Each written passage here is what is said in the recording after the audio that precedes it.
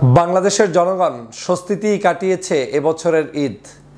এবছরের ঈদে তেমন কোনো দুর্ঘটনা ছাড়াই সাধারণ জনগণ রাজনৈতিক কোনো প্রতিহিংসা ছাড়াই আন্তরিকতার সাথে সুন্দরভাবে ঈদ উদযাপন করতে সক্ষম হয়েছে। ঢাকা শহরে আওয়ামী লীগের লোকেরা গুজব ছড়িয়েছিল যে ডাকাতির রমরমা ব্যবসা চলবে, মানুষের নিরাপত্তাহীনতায় থাকবে, সেখানের বাসাবাড়িগুলো ডাকাতের ভরপুর হয়ে যাবে। কত ধরনের কথা ঈদের আগে বলেছেন ডক্টর মোহাম্মদ ইউনূস সাহেবকে বিতর্কিত করতে, কিন্তু দেখা গেল না, সেগুলো কিছুই হলো না। উল্টো বাংলাদেশের প্রত্যেকটি জায়গায় নিরাপত্তার চাদরে আবৃত ছিল। এই প্রথম গত ডক্টর মোহাম্মদ ইউনূস সরকারের এই শাসনামলের মধ্যে বাংলাদেশে বেশিরভাগ মানুষ স্বস্তিতে ঈদ করেছে বলে আমরা দেখতে পেয়েছি, জানতে পেয়েছি, এবং এই ঈদটি অত্যন্ত গুরুত্বপূর্ণ হিসেবে আমাদের কাছে বিবেচিত হচ্ছে। এই ঈদে ডক্টর মোহাম্মদ ইউনূসের এত নিরাপত্তা, এত সুন্দর ব্যবস্থাপনা, যেটা এর আগে কোনো অনুষ্ঠানে সামাজিকভাবে কোনো জায়গায় ঐক্যবদ্ধভাবে করা সম্ভব হয়নি। যখন করা হয়নি তখনও কিন্তু একদল সমালোচক ছিল যে বাংলাদেশে নিরাপত্তা নেই, বাংলাদেশের শেখ হাসিনার বিদায়ের পরে পুলিশ বাহিনী থেকে সব কিছু ভেঙে চুরে গিয়েছে, এটাকে এখনও দ্রুত কিভাবে সংশোধন করা যায় সেটার কোনো প্রচেষ্টা নেই, কত কথা আমরা শুনেছি। কিন্তু আজ আবার নতুন করে আবার তাদের মুখেই শুনতে হচ্ছে এত নিরাপত্তা ব্যবস্থা কেন? নিরাপত্তা ব্যবস্থা দিয়ে কি ঈদ হয়? ঈদ হবে স্বাভাবিকভাবে।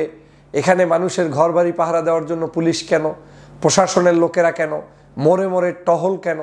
এ নিয়ে আবার অনেকের নতুন করে ষড়যন্ত্র শুরু হয়েছে, নতুন করে কথা বলা শুরু হয়েছে। তারা এজন্যই কথা বলছে, এক বাক্যে তারা ভালো কোনো কিছুই দেখতে চাচ্ছে না। তারা ডক্টর মোহাম্মদ ইউনূসের খারাপ দিক দেখলেও তারা চিল্লাবে, ভালো দিক দেখলেও তারা আবার সমালোচনা করবে। এক বাক্যে ইউনূস সরকার থাকতে না পারে, এটা হচ্ছে তাদের মূল পরিকল্পনা, এটা হচ্ছে তাদের মূল বাস্তবতা। কিন্তু আজকের বাংলাদেশের এই সরকার প্রমাণ করে দিয়েছে যে না, শত বাধা অতিক্রম করেও তারা সুস্থ সুন্দরভাবে ঈদ উদযাপন করতে সক্ষম, বাংলাদেশের মানুষের নিরাপত্তা দিতে সক্ষম। এবং আমি আস্থা রেখে বলতে পারি বাংলাদেশের প্রশাসনের যে অবস্থা এখন চলছে, এই অবস্থাটা বিগত দিনে ছিল না। বিগত দিনের তুলনায় শতগুণ তারা এখন স্ট্রং। তারা চাইলেই যে কোনো অপরাধীকে গ্রেপ্তার করতে পারে, অপরাধের বিচার করতে পারে, অনৈতিক কাজের বিচার করতে পারে। বাংলাদেশের সকল রাজনৈতিক মহলের সদস্যরা এবছর সুন্দরভাবে ঈদ উদযাপন করতে পেরেছে এবং তারা সব জায়গায় গণসংযোগ করেছে। আমি সহ আমার এলাকা ঝালকাঠি 1 আসনে আমি নিজে আমার এলাকার প্রত্যেকটি অঞ্চলে যাওয়ার চেষ্টা করেছি, গাড়ি বহর নিয়ে গিয়েছি। আমাদের কোথাও কোনো স্পেশাল পুলিশ প্রোটেকশনও প্রয়োজন হয়নি, কিন্তু আমাদের নিরাপত্তা ব্যবস্থা ছিল।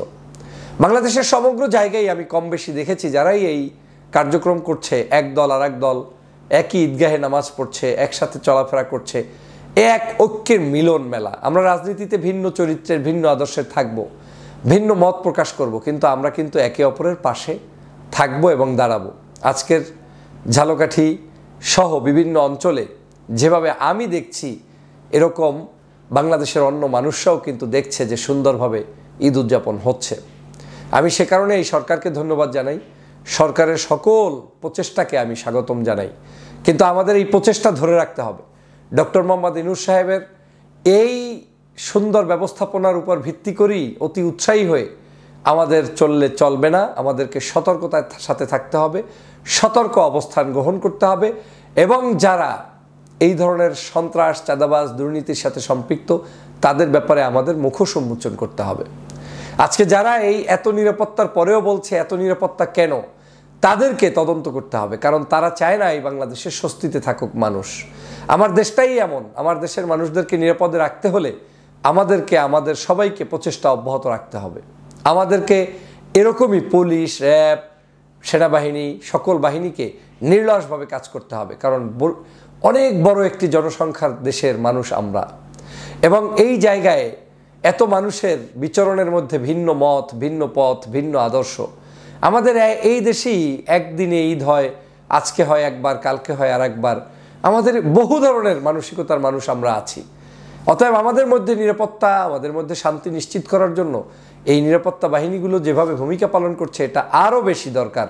যতক্ষণ পর্যন্ত আমরা সোশ্যালাইজড হতে পূর্ণাঙ্গভাবে না পারি, আমাদের দেশের এই বহুমাত্রিক মানুষগুলোকে সামাজিক দায়বদ্ধতা, সামাজিক শিক্ষা এবং সুশিক্ষাগুলোকে এস্টাবলিশড হওয়ার আগ পর্যন্ত আমাদের এই প্রশাসনিক কাঠামোটা স্ট্রং আরও বেশি দরকার।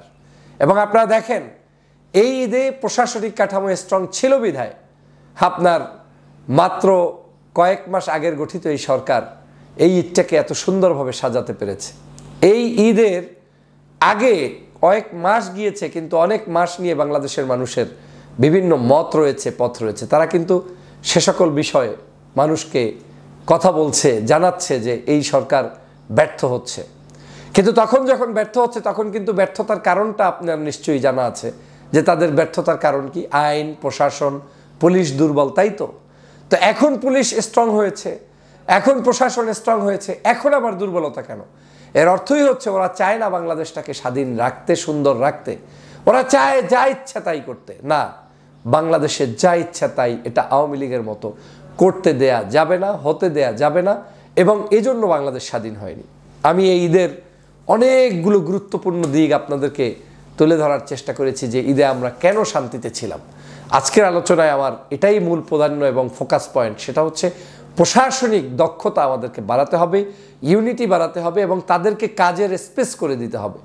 এই যে পুলিশ আমাদের জন্য কাজ করছে, প্রশাসনের লোকেরা কাজ করছে, তাদেরকে আমাদেরকে সাপোর্ট করতে হবে, তাদের পাশে আমাদের দাঁড়িয়ে আমাদেরকে দেশপ্রেমিক নাগরিকদের পক্ষে অবস্থান নিতে হবে। হ্যাঁ, যারা দালাল, যারা দুষ্ট, যারা দেশপ্রেমিক না, যারা আওয়ামী লীগের দোসর, তাদের ব্যাপারেও আমাদের সতর্ক অবস্থান গ্রহণ করে তারপরে পথ চলতে হবে। আশা করি আজকের আলোচনায় আপনারা বুঝতে পেরেছেন যে ডক্টর মোহাম্মদ ইউনূস সাহেবের এইবারের সফলতার পিছনে কি কি কারণ রয়েছে আর ব্যর্থতার পিছনে গত 8 মাসে কি কি কারণ রয়েছে। আমার বিশ্বাস এই সরকার আগামী অল্প দিনের মধ্যে বাংলাদেশের সকল মানুষের সকল সমস্যা দূরীকরণে সফল হবে, চেষ্টা করতে পারবে এবং চেষ্টায় অনেক জায়গায় তারা সফল হয়েছে। বাণিজ্যিক জায়গায় সফল হয়েছে, রমজানের ইফতার যেটা নিয়ে আগের ভিডিওতে বলেছি তারা সফল হয়েছে, তারা বৈদ্যুতিক জায়গায় বিপ্লব সাধন করেছে, রেমিটেন্স যোদ্ধাদের টাকা আসছে, বিদেশ থেকে বিদেশি নাগরিকদের বিভিন্ন ধরনের সাহায্য সহযোগিতা আসছে, দেশে বিদেশে বাংলাদেশের ভাবমূর্তি উজ্জ্বল হচ্ছে। আবার এই ভাবমূর্তি নষ্টের জন্য একটি চক্রান্তও করছে। অতএব আপনাদেরকে চোখ কান খোলা রেখেই পথ চলতে হবে, যাতে করে কোনো ষড়যন্ত্র এই বাংলাদেশে বাস্তবায়ন করতে কেউ না পারে, আমরা যাতে সফল বাংলাদেশ হতে পারি। আমাদের দেশের বিরুদ্ধে অনেক বিদেশি মিডিয়াগুলোতে লেখালেখি ইতিমধ্যেই শুরু করেছে। সে লেখালেখির মূল উদ্দেশ্য ওই যে আপনাকে নির্দিষ্ট একটা গণ্ডির পতাকা ধরিয়ে দিয়ে কিংবা কোনো একটা জঙ্গি ট্যাগ লাগানোর জন্য আলেম ওলামার ফেস দিয়ে আপনার মাধ্যমে কিছু অপকর্ম করাতে চায়, যেটা আপনারা সতর্কতার সাথে প্রতিরোধ করবেন, প্রতিহত করবেন, বাংলাদেশের স্বাধীনতার সার্বভৌমত্ব রক্ষা করবেন। আজকের এই বাংলাদেশে এত সুন্দর ঈদ আয়োজনের জন্য আমি সরকারের প্রতি কৃতজ্ঞতা জানাই, দেশবাসীর প্রতি কৃতজ্ঞতা জানাই এবং যে সকল মানুষ আমাদের এই জুলাই বিপ্লবে শাহাদাত বরণ করেছেন, এই শাহাদাত বরণকারী ভাইদের জান্নাত কামনা করি। আহত ভাইদের আমরা সুচিকিৎসা দিয়ে সুন্দর জীবনযাপনের ব্যবস্থা করে দেব সেই প্রত্যাশা ব্যক্ত করছি। আল্লাহ হাফেজ।